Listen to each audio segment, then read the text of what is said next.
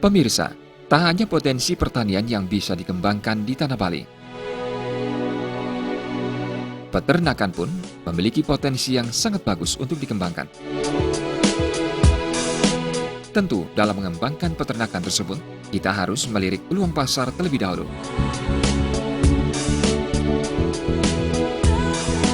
Permintaan pasar merupakan kunci kesuksesan seorang petani ataupun peternak. Dilihat dari segi ekonomi, membudidayakan berbagai jenis ikan akan menjadi prospek bisnis yang menguntungkan. Karena keberadaan ikan sangat dibutuhkan oleh pasar, terutama warung-warung makan.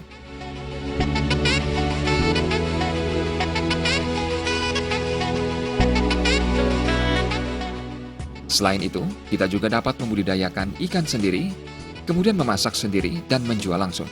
Tentu hal tersebut merupakan peluang yang sangat menggiurkan.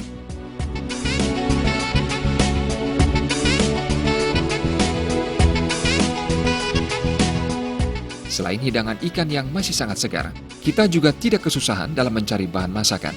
Kendala pemasaran ikan sudah saatnya dihindari dengan berbagai cara. Salah satunya, daya kreatif peternak dalam mengarahkan hasil produksinya.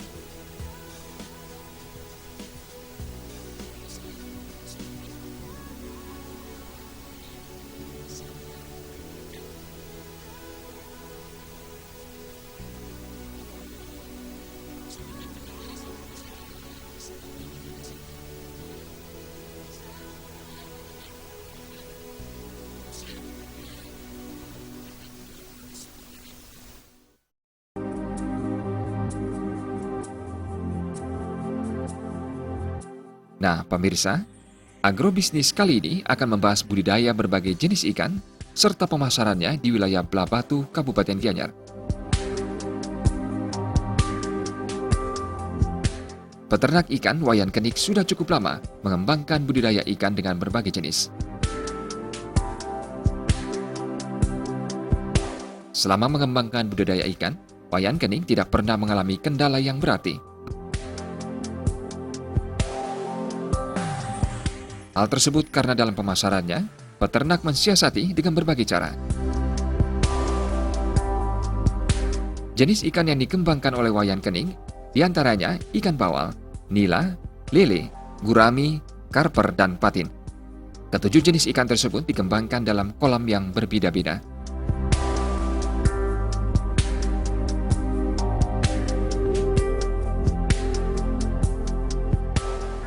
Peternak memperoleh bibit dari Jawa, kemudian dikembangkan di kolamnya.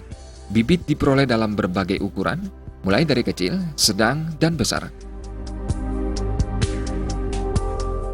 Sebelum dipanen, jenis lele dipelihara dalam jangka waktu 3 bulan hingga akhirnya siap dipanen. Untuk jenis ikan lainnya, rata-rata pemeliharaan mencapai 5 hingga 6 bulan dan kemudian siap dipanen. Hal tersebut bergantung pada cara peternak dalam memeliharanya, terutama pada jumlah asupan makanan yang diberikan.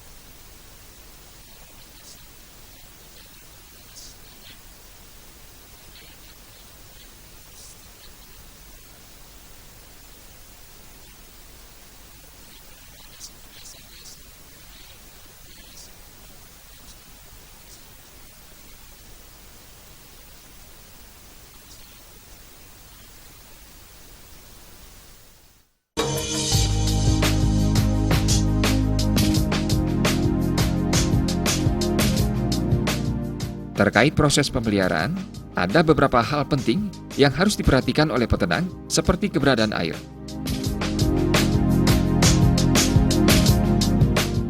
Air merupakan hal yang paling penting dalam mengembangkan peternakan ikan. Air harus selalu mengalir, agar keberadaan kolam memiliki kualitas yang bagus, sehingga akan menunjang perkembangan ikan.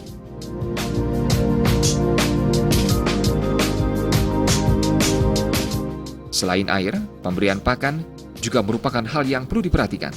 Ikan sebaiknya diberikan makan sebanyak 2 kali dalam sehari, seperti pagi dan sore hari.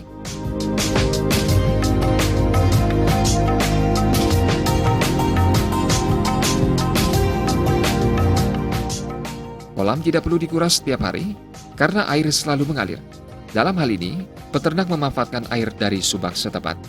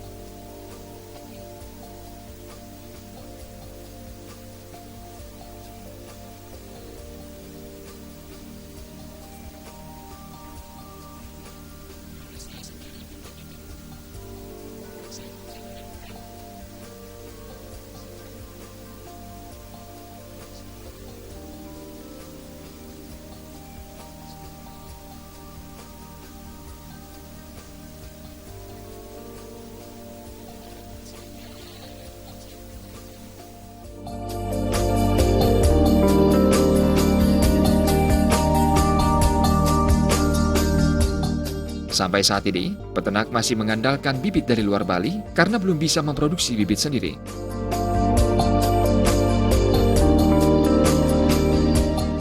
Hal tersebut karena keterbatasan kemampuan dan ketersediaan lahan yang masih terbatas. Untuk pemeliharaan ikan, kedalaman kolam minimal 1 meter, semakin dalam kolam tersebut, maka semakin bagus pula kualitas ikan yang dihasilkan.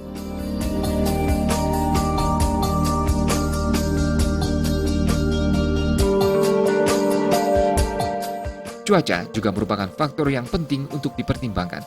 Jika memasuki musim hujan, saluran air harus dikontrol secara rutin agar air tidak meluap. Sejatinya, ikan dipelihara dengan cara yang sangat sederhana. Peternak pun hanya mengandalkan sanak keluarga dalam membantu pemeliharaan ikan ini.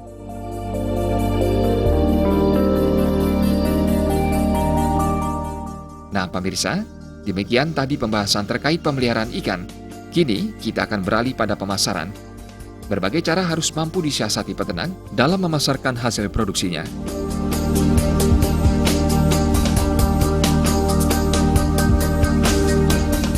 Dalam hal ini, peternak tidak hanya memasarkan melalui pengepul saja, peternak juga menyajikan hidangan ikan tepat di depan kolam tersebut.